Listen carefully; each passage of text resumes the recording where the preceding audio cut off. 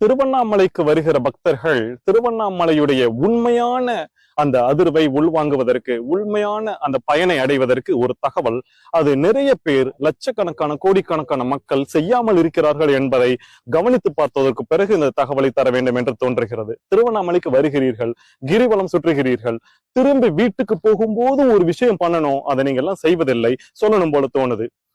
ஒரு விஷயம், திருவண்ணாமலைக்கு வந்துவிட்டு கிரிவலம் செல்கிறீர்களோ அல்லது ஒரு 2 நாள் 3 நாள் நீங்க தங்குறீங்களோ, எத்தனை நாட்கள் தங்குகிறீர்களோ, முதல் பாயிண்ட், நேரடியாக நீங்கள் வீட்டுக்குத்தான் செல்ல வேண்டும்.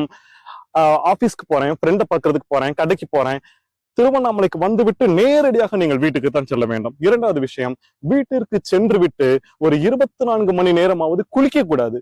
3வது விஷயம், வீட்டிற்கு சென்றவுடன் முடிந்தவரை படுத்து உறங்கிவிட வேண்டும். அது இரவோ பகலாக இருந்தாலுமே படுத்து உறங்கிவிட வேண்டும். இது ஏன் தெரியுமா? திருவண்ணாமலைக்கு வந்துவிட்டு நீங்கள் அந்த வைப்ரேஷனை நீங்கள் எடுத்துக்கொண்டு நீங்கள் வீட்டிற்கு சென்ற பிறகு அந்த வைப்ரேஷன் வீட்டுக்குள்ளே செல்ல வேண்டும். வீட்டில் இருக்கிற மக்கள் பயன்படுவதற்கு அது செல்ல வேண்டும் என்பதனால் அது வீட்டிலே நீங்கள் படுக்க வேண்டும், வீட்டிற்கு தான் செல்ல வேண்டும், உறங்க வேண்டும், குளிக்க கூடாது என்கிற விஷயங்களை மனதில் வைத்துக் கொள்ளுங்கள். இதை செய்யுங்கள், பயனடையுங்கள். நன்றி. Download ShareChat.